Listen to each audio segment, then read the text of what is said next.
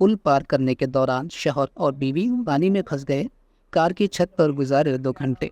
तफसीलात के मुताबिक गुजरात के साबरकांठा ज़िले में इतवार को एक बहते हुए पुल को अबूर करते हुए एक शख्स और उसकी बीवी ने एक नदी में कार की छत पर ख़तरनाक तरीके से तकरीबन 2 घंटे गुजारे।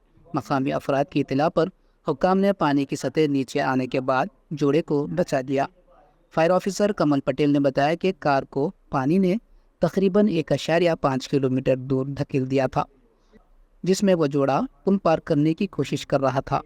कार तकरीबन मुकम्मल तौर पर डूब गई थी और सिर्फ इसकी छत दिखाई दे रही थी।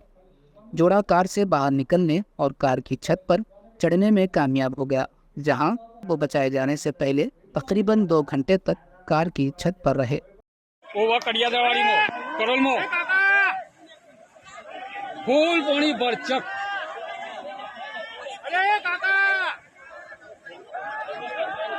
फायर वाला आવું છું फायर वाला आई गया છે આયા છું फायर वाला આવું છું હા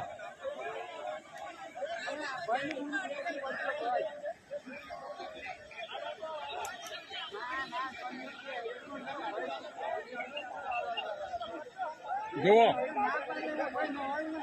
લે